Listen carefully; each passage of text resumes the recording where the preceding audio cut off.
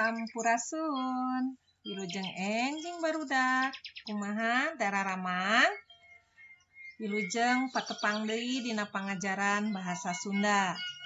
Denget ieu urang ngabahas ngeunaan rupi-rupi profesi. Di dunia ieu teh seueur pisan profesi. Sakabeh profesi miboga fungsina masing-masing pikeun kahirupan manusia. Aya dokter, aya pilot, aya guru, jeung sajabana.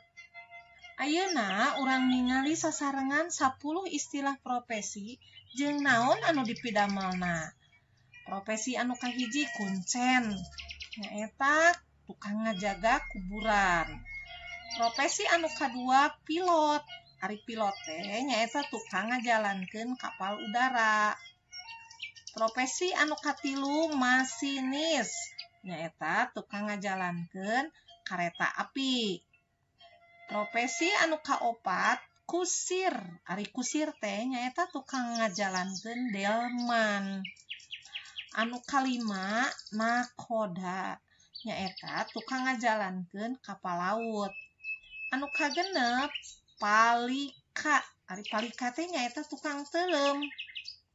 Anu katujuh pawang. Ari pawang teh nyaeta tukang meruhkeun sato galak.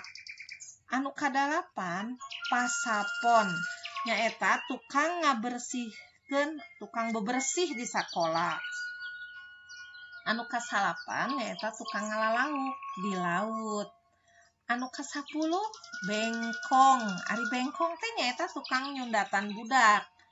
Eta 10 istilah-istilah profesi dina bahasa Sunda.